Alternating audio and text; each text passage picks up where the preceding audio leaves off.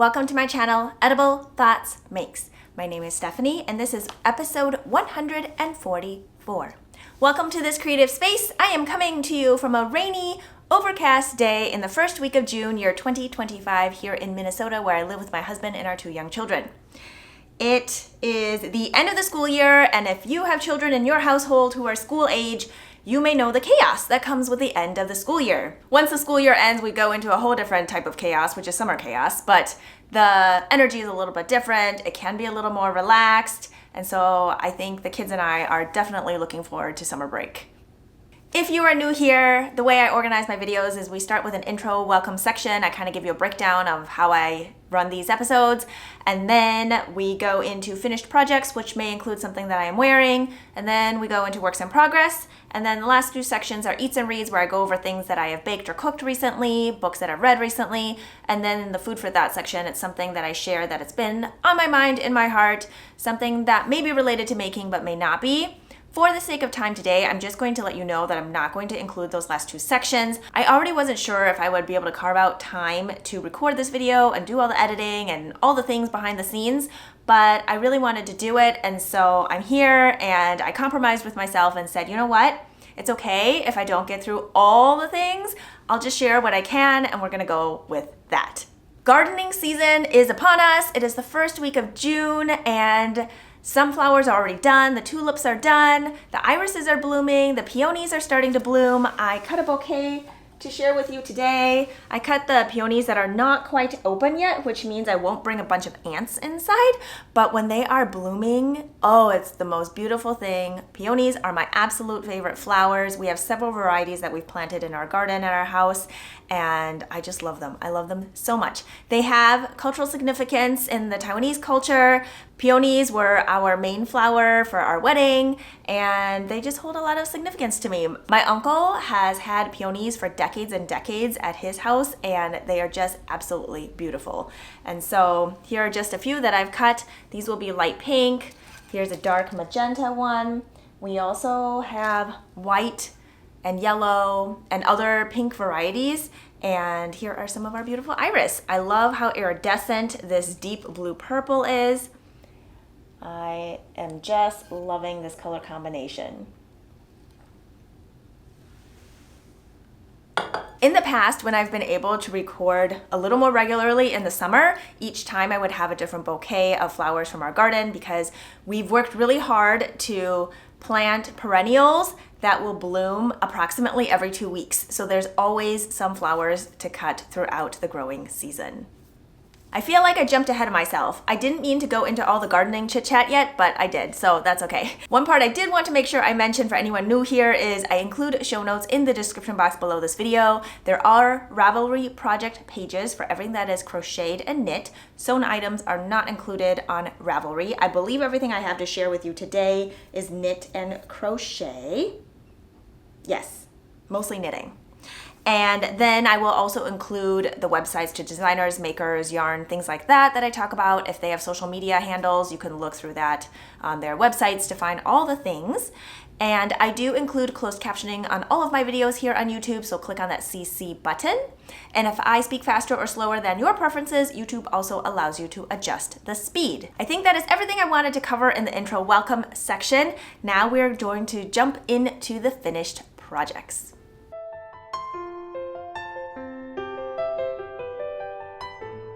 The first finished project to share with you today is the Relax Tee. It is what I am wearing. This is a pattern by Aimee, Sher. The Relax Tee currently has over 100 projects on Ravelry. If you look through the projects, maybe you will be inspired by different color combinations and different yarns that were used. The pattern is a paid-for pattern, and it retails at $10.50 USD. It was released March 2025, and the suggested yarn is Knitting for Olive Pure Silk and La Bien-Aimée Twist Nouveau. It is fingering weight tee with a gauge of 24 stitches by 32 rows in 4 inches of stockinette knit flat and in the round. Needles suggested are US 4, 3.5 millimeter, US 3, 3.25 millimeter, and US 2, 2.75 millimeter. And just as a reminder, the needle sizes recommended are what the designer may have used to achieve gauge, but your gauge may vary, and so you might need to go up or down in needle sizes to achieve the gauge in the pattern, and it may also depend on what yarn you use that your gauge and needle size may vary. Yardages for every size are given in the pattern. The sizes come in A through J to fit upper bust measurement of 31 inches to 60.25 inches. That is not the finished circumference of the garment, but the body measurements, and that's how you would pick which size to knit. Now, of course, you can adjust ease as you want, but just know that the intended fit and ease of the pattern is how the designer has it written out. This is a compound raglan construction, meaning the rates of increases are not the same depending on where you are in the yoke section. I love compound raglans because it creates this S curve along the shoulders and armpits, so you don't end up with a bunch of extra fabric in the underarm area, and it just has a great fit. There are two different sleeve lengths given in the pattern. You can knit a short sleeve, which is more of a mid bicep, and then a full length sleeve. Of course, you can adjust to your preferences, and everybody's arms and torsos are different lengths, and so you may need to adjust that to achieve the fit that you desire. There are garter ridges throughout the pattern, which not only gives some visual texture and tactile texture, but also gives little milestones as you are knitting. So it's kind of the same feeling as one more stripe, or if you are a reader, it's like one more chapter, and then before you know it, it's all done. Something that's so great is a raglan tracker comes with the pattern. Now, I don't know about you, but I often get confused where I am, or if it is an increase round or not an increase round, or where I'm supposed to increase. And so having that tracker is so helpful. Usually in patterns, I write that out for myself if it's not included, which I feel like the majority of patterns it is not included. And I just want to make sure I have the right stitch count when I finish a round. I don't want to figure that out later that I have way more stitches on the left side than the right side or the front and the back, and I can't split for sleeves because everything is all messed up. So I like to know at the end of every round, and this raglan tracker lets me just check it off as I go, and I have no confusion as to where my increases are supposed to be. I love that, and it's written out for every single size. There is optional A-line shaping, and I don't think I did it for this one. I have a second one, and I might have done it a little bit on that second one, but I don't think I did it on this one. I did make a couple of little changes, but overall it's about the same as the pattern. So like I mentioned, it is a compound raglan construction. I think I said it was top down, I don't remember. And then you go back and pick up for the neckband later. I started on the top, I went down, and then before finishing, I did the neckband, which just gives me a better idea of fit when I'm trying it on as I go, because it will cinch it in, which does pull the fabric in different directions. And then I did my sleeves before finishing the body. That way I also knew how it would fit and sit on my body before finishing the body to make sure it was at a length that I liked. And then, and then I finished the rest of the body. I picked a yarn that is machine wash, machine dry, because this is a garment that I want to wear in warm weather, and warm weather, as I've mentioned many times before, comes with sweat, sunscreen, potentially bug spray, and sand. And I just want to make sure that I can wash it, dry it, and have it ready to go for the next time I want to wear it. Also, this yarn is Pearl Soho Santolina. It is the teal tide colorway. I purchased it during a spring cleaning sale. I don't believe this colorway is available on their website right now, but I bought it at, I think, 40% off. So 300 grams, I purchased it for, I want to say about $30, and I just really love this garment. It is a plant-based yarn, completely plant-based. So it is 70% organically grown cotton, 20% rayon from bamboo, and 10% hemp. It comes in 328 yards for 100 grams. I can knit it at a sport weight gauge. I've actually knit with this yarn in multiple different gauges on garments before, and they've all washed beautifully. So on this one, I did go up a needle size to a US 5, and I did change my gauge from the pattern. The pattern is for a 24 stitch gauge. I came out closer to a 22 to 23 stitch gauge, just depending on if it's fresh out of the dryer or not. Now, with this kind of yarn, there is really little bounce back, and so over time it will just kind of stretch out, but when I throw it into the wash, put it in the dryer, it just goes back to what it was before. That's why I say the gauge is slightly dependent on when I am wearing it. It doesn't stretch out like a ton throughout the day. It doesn't become sloppy or saggy or anything, but just with like moving around, and I'm sure with wear over time, it may just kind of fit a little bit more to where it wants to be. But just given the personality of this yarn, it isn't going to have the bounce or the elasticity that wool would have. The total amount of yarn I used was about 220 grams, which is approximately 721 yards. I cast on for the size A, but I finished between A and B, again because I used a yarn that is heavier than the one in the pattern, and I went up a needle size. And I wanted a fit between size A and B for my measurements, and so this worked out perfectly. I'm going to stand up so maybe you can see a little bit better. I made my sleeves slightly longer. It's supposed to hit mid bicep, and mine goes slightly past that, not a lot, just a little bit. And then it is supposed to be for a high hip length, and mine is approximately that. It's a little bit shorter than what the pattern states, but that's what I wanted, and I really like that it goes well with jeans. It just covers the waistband of my jeans, and these jeans go up to my belly button.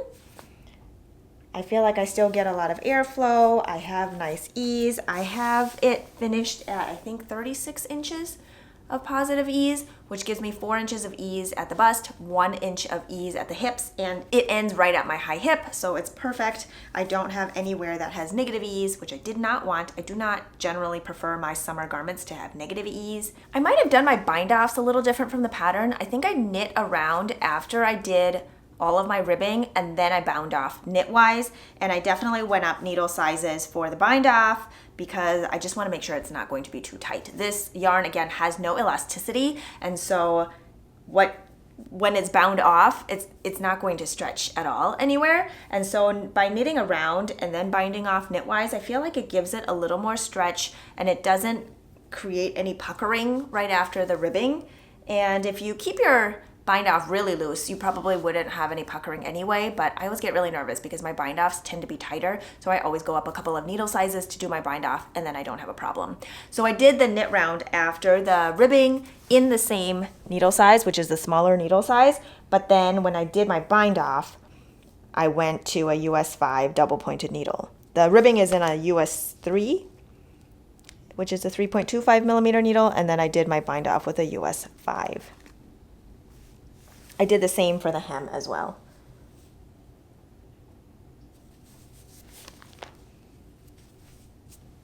I think I did follow the pattern though for the neckband. It recommends a US 2 or 2.75 millimeter needle, and I did do that. And my bind off, I must have still used a US 5. It's plenty stretchy to go over my head, but it doesn't go out of shape. I almost forgot to mention that Aimee is running a make-along right now. All the details can be found on Aimee's website and social media. The hashtag is ASM2025MAL. I'll have it here on the screen, and it runs from April 4th to June 27th, 2025. There is a Google form to fill out, I think, if you want to participate for prizes.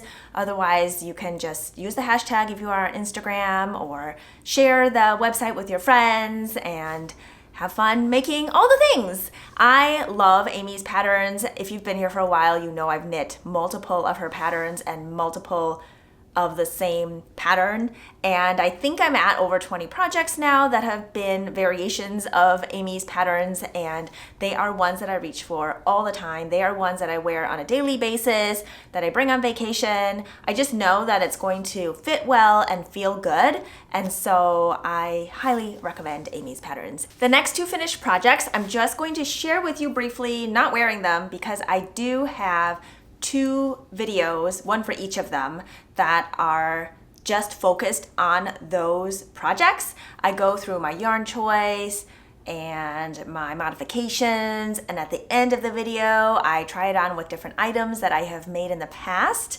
And so I will direct you to those videos. It will be linked in the description box below, and also somewhere maybe on the screen. I'm not sure. But the 2 that I wanted to share with you are the Simple Tee. This is by Laura Ferguson, a Pearl Soho designer. I made several modifications to this, so it looks not a lot like the original one.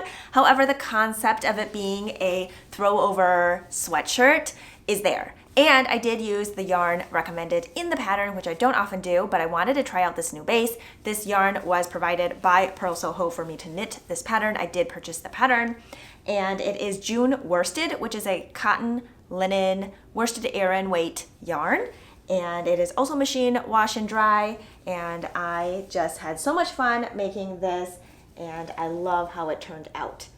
I will direct you to the video to find out more about it, but I did want to share it with you here. I did knit this in May 2025. Another tee that I made is the Ship Shape by Heidi Kermeyer, and I recently released a finished featured project video for this one as well. Here it is. It is a fun, stripy, summery tee. I did make it short sleeved. The pattern is written for long sleeve, but of course you can do whatever you want. This one I also knit in Pearl Soho Santolina. I used 3 different colors.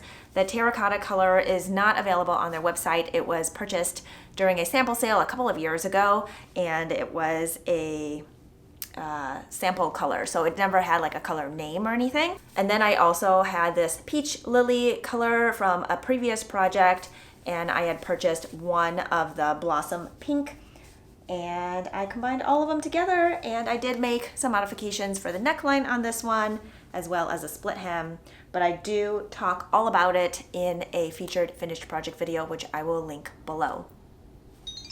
Okay, we are on to the next finished project. I did a quick outfit change. I just finished this. This is my 3rd version of the Hibernate pullover, another Aimee Sher Makes pattern. I made 2 of them when I was testing the pattern for Aimee. Was it last year or the year before? The construction of this one is top down. There's a moderate V-neck, there's a compound raglan. So again, the rates of increases are not the same throughout the raglan. There aren't any of the at the same time type of instructions, which is great because my brain just cannot wrap around at the same time instructions. I just need it written out or something checked off so I can follow it as I go. This one also includes a raglan tracker, just like the Relax tee, which I find super helpful. I can pick up and put down the project and know exactly where I am because I can just check off the different lines as I go. You also pick up the neckband for this one after you complete this top section and join in the round. I picked it up as soon as I was maybe an inch into the body, and then once I ran out of yarn in the body section, like after one donut or whatever, then I knit my sleeves 2 at a time. So I knit them in tandem on their own sets of needles, and so that way I can just finish the sleeves and not feel like I'm starting over and knitting a whole nother sleeve. That's what works for me. So then once I finished the sleeves, then I continued in the body, and that's when I knew I was gonna run out of yarn because I didn't want a super crop sweater that had full length sleeves. And so that's when I ordered the other ball of yarn and finished my sweater. I'm so pleased with how it turned out. So I purchased this yarn from Aimee's web shop in November of 2024. It is Durum Natura Penelope in the color Or Rose, and it comes in 50-gram donuts. Now, it doesn't really come in 50-gram donuts. It's meant to be 50 grams, but all the ones I received were like 47, 48, or 49 grams, which in the grand scheme of things can make actually a pretty big difference. And so initially I thought, okay, with the amount that I purchased, I calculated it out, and I usually don't like to buy an extra ball of yarn. I know a lot of people do, just in case. I'm okay with making little changes here and there to make it so that I have as little left over as possible. I know it isn't always something that I can do, but I do try to do that. And in this case, I ended up with not enough yarn. 1, I lengthened the sleeves, and 2, my row gauge was not the same as the patterns, and that meant I needed more rounds to get to however many inches, which means I needed more yarn. So I already was short based on the balls not being up to 50 grams, and then because I lengthened the sleeves, I also had less yarn to work with, and then because my round gauge was a little bit shorter, I needed more yarn to get to a length that was going to be suitable for wearing.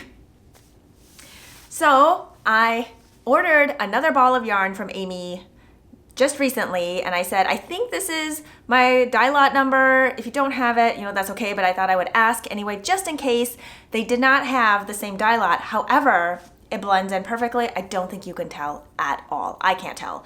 And it was mostly for the body ribbing anyway. I think I had a few more rounds before the ribbing to go, and it turned out just fine. So the amount of yarn I had remaining, since I had ordered another one anyway, I figured I would just make it to full length instead of a high hip or crop or anything like that. And I have this much yarn remaining. This is not a lot of yarn. I believe it's 0.6 or 0.7 grams of yarn remaining. I am so happy with it. I did want to grab it to show you because this yarn, it's non-superwash wool and 10% silk. I believe that's what it is. If I have it incorrect, I'll correct myself on the screen, but I'm pretty sure that's what it is. Again, it's Durare Natura Penelope. It's a DK weight yarn, and it is 145 yards for 50 grams, and it is a hand wash yarn. It's 6-ply, worsted spun, and it is very round and super bouncy. I feel like when I was knitting with it, it was like stretching, which is just kind of an interesting idea. But I'm going to see if maybe this will show up. But it is very, very bouncy. Hopefully it's showing up on camera here. I enjoyed working with this. It was not splitty, even if it isn't super tightly plied, and it creates a beautiful fabric.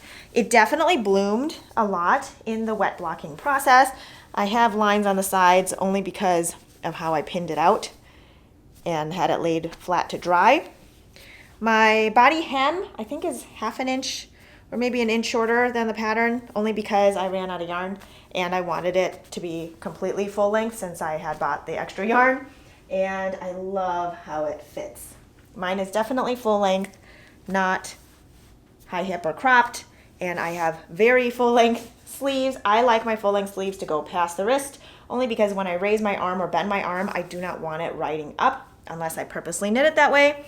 And so for something this cozy with a pretty chunky rib, I like how it looks covering my wrists. I can't remember if I did the decreases as written or if I spread them out farther. I think I spread them out since I knew I was going to knit the sleeve length longer and I needed to adjust for my difference in row gauge or round gauge. Row gauge, round gauge. Anyway, I did change my decrease rate just a little bit. And so there is a little bit of ease in the tapered sleeve. There is ease in the body. I think I knit the same size I knit all my other ones, which I believe is the first size. It is based on the upper bust measurement, and then there is A-line shaping for the rest. And I did do the A-line shaping, not at the same spots as the pattern is written for, again, because my row gauge was different, but also at one point I wasn't sure that it was going to be long. So if it was going to be shorter, I may not want the A-line. And so anyway, I did my increases in different spots and it turned out just fine. I did use the recommended needles in the pattern, US 6 or 4 millimeter for the main fabric, US 3 or 3.25 millimeter for all of the ribbing.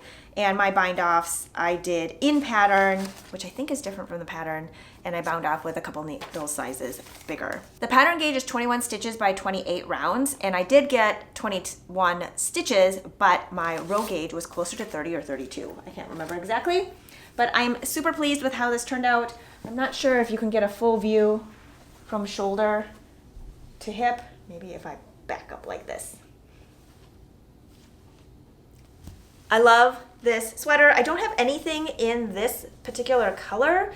I feel like it's slightly rosy brown, and I like the terracotta pinky brown family, but this specific color of brown, I don't have anything like this.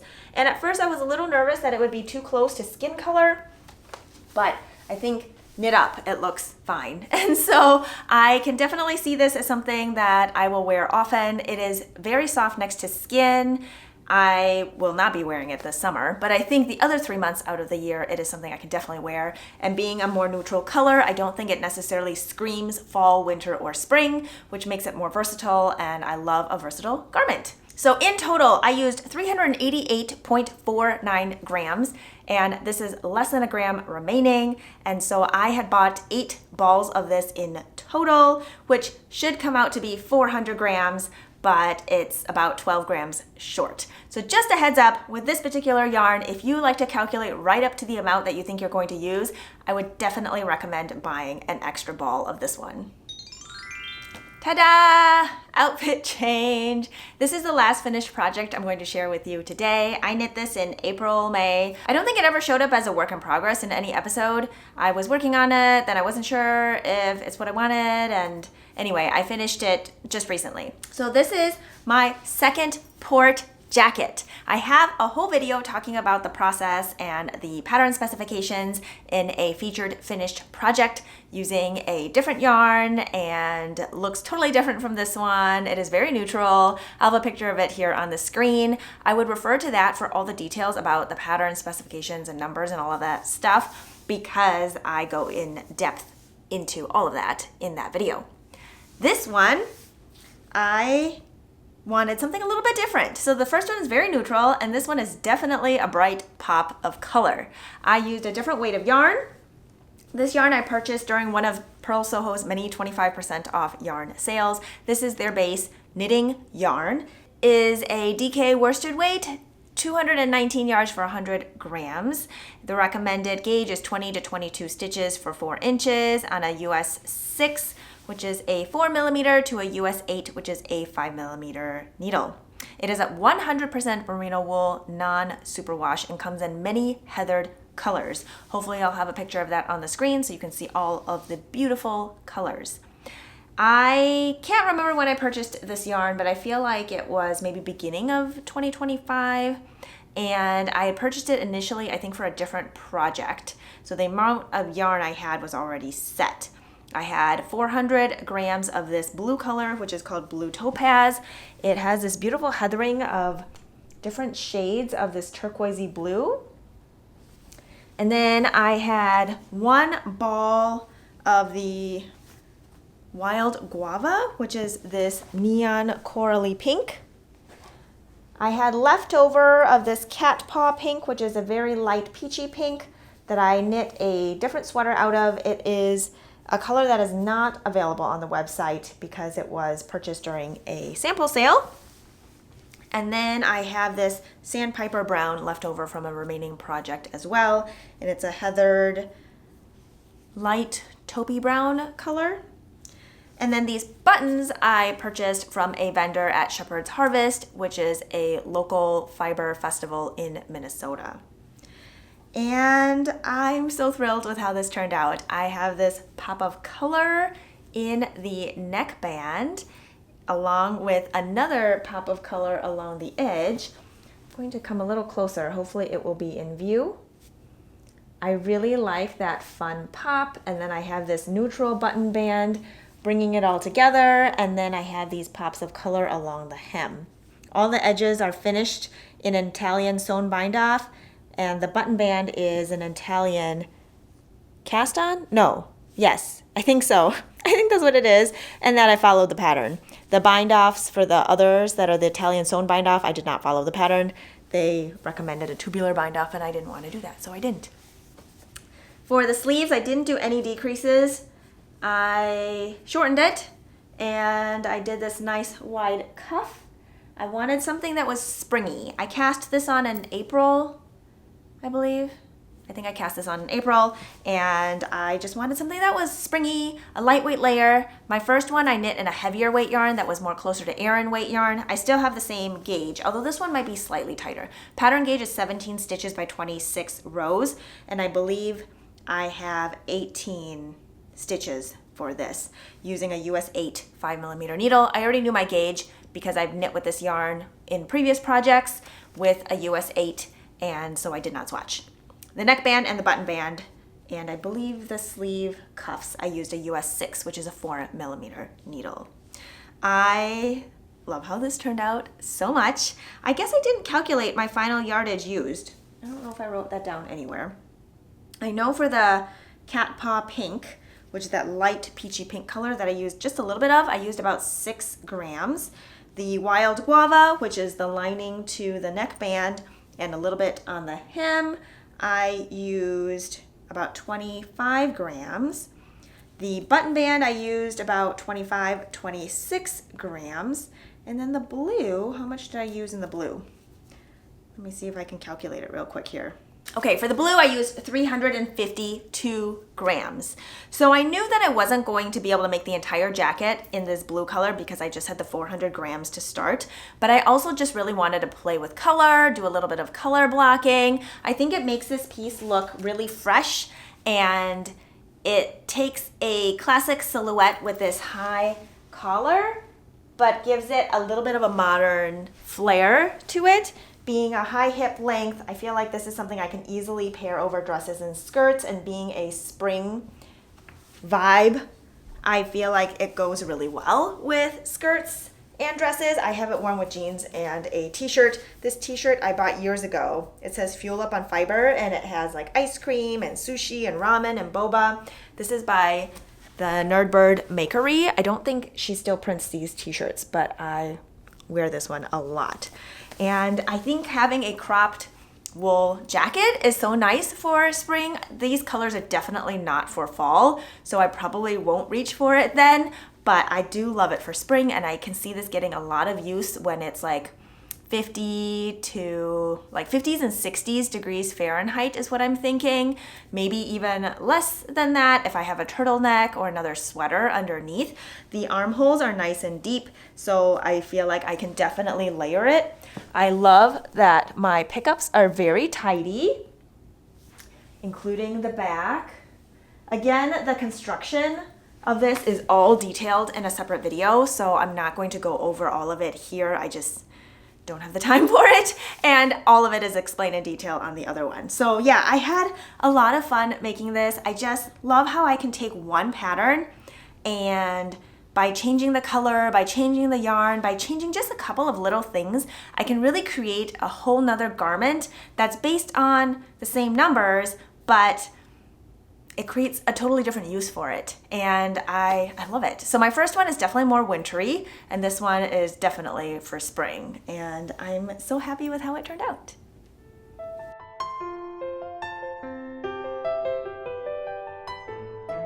All right, we are on to the works in progress. I do have more than 2 works in progress going on right now, but I'm just going to share with you 2 new ones that I'm so excited about, and maybe they will inspire you. The first one I'm going to chat with you about is the Getty Tee by Tanis Lavallee, a Canadian designer. This was released April 2025, and this is the same designer that did the Jethro cardigan that I have knit and crocheted, and I love that. I wear that one so much, and I love crochet, I love knitting, and I love combining the two. So the Getty Tee uses crochet granny squares to create a saddle shoulder. And this is a short sleeve tee that has a V-neck. Of course, you could make it long sleeve if you want. And I think mine might end up, I don't know what sleeve length it will end up being. I'm working with a set amount of yarn here, and so I will just knit until it runs out. This is a DK weight pattern. The gauge is 22 stitches by 28 rows. Needle size recommended is a US 6 or 4 millimeter, and the hook size is a 3.75 millimeter or F. You do get the yardages for all the sizes. It ranges from a 39 inch to 67 inch finished circumference. The sample is shown with 10 inches of positive ease in the pattern. I'll hopefully have a picture here on the screen so you can see what it looks like. The recommended ease is 6 to 10 inches larger than your chest measurement, but of course you can pick what works for you. There is a schematic in the pattern, which I find really helpful because then you can decide if this pattern is even going to be something that's going to work for what you are looking for, but also potential modifications that you might make if you decide to purchase the pattern. Tanis has created a YouTube playlist with different tutorials to help along with the pattern. Currently, there are 141 projects on Ravelry, so definitely go there if the site is accessible to you to look and see what other people are making and what color combinations they are creating. The pattern is made top down, so you make the granny squares first for your saddle shoulders, and then you pick up stitches from the squares to knit the back portion with some shoulder shaping, and then you'll pick up for the front, and then afterwards you can finish with the V-neck ribbing. And the pattern does come with a split hem. You can do whatever you want, and then the pattern is written for short sleeves, so there's just some ribbing at the end for the sleeve cuffs. I am using Pro Soho Linen Quill held double. That's the same yarn I used for my Jethro. I know I love it. I know I can get gauge, so that's what I'm using, and that's what I have on hand. I'm using yarns from previous projects that I have purchased the yarn from many different years of many different sales. So I'm going to show you my shoulders. That's what I have done so far. Are you ready? I'm so excited about this color combination. Here we are. Here are my shoulder pieces. You crochet 4 squares, and then you stitch 2 of them together. I just whip stitched them together. The colors I have here are from the outside to the inside. I have Kiln Red, which is a bricky red.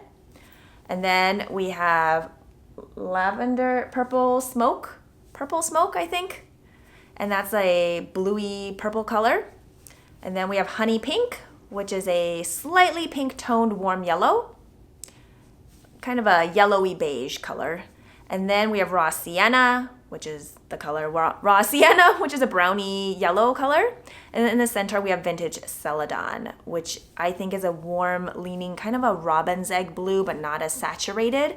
And I love how these warm and cool colors are playing together. And then my main color is going to be Rosewood Pink. This is a cool toned, rosy, mauvey color, and that is what I'm going to use as my main color.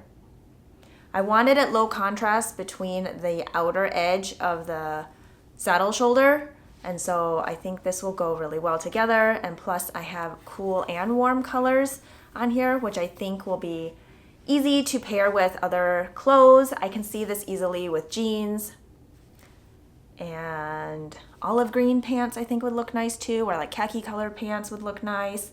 Black shorts could look nice. I think there's a lot of options. We'll see when we get there, because if I make a featured finished project video for this, then you'll see the combinations that I wear it with. But this is where we're at.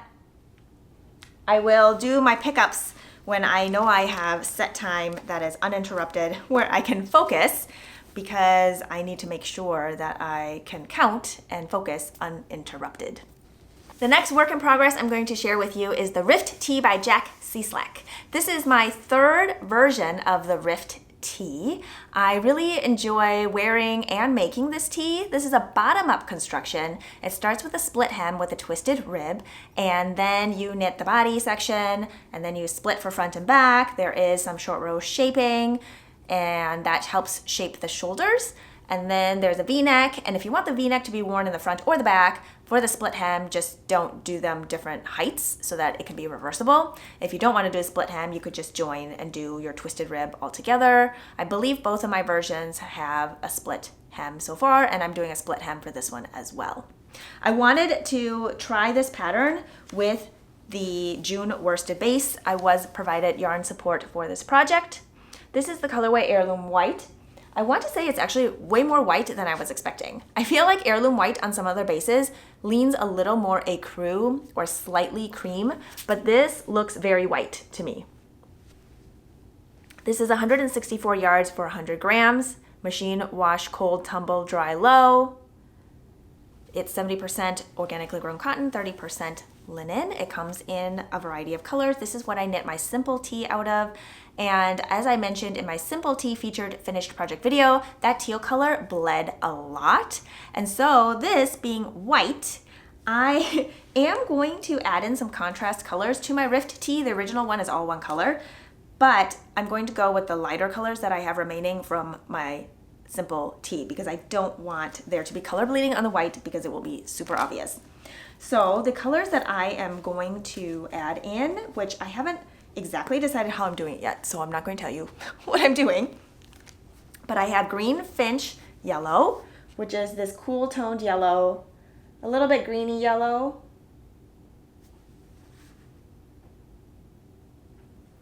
And then I have Aloe Green, which is kind of a sagey bluey green. And then I have Pink Limestone, which is a very cool toned light pink. So these are a little bit lighter. I didn't notice color bleeding from any of these colors in the water. It was the teal, really. And so I plan on using those colors into this Rift Tee. I also plan on still doing an I-cord neckline, which is not in the pattern, but I did add that to my second one, and I just feel like it polishes it off really nicely, and it gives another contrast color pop. So I will be doing that with one of these colors, and I'm thinking I'm going to do my cuffs each maybe one of the greens, and then my neckline might be this Pink Limestone. I said I wasn't going to tell you what I was doing, but I just told you. But since I haven't done it yet, anything can change.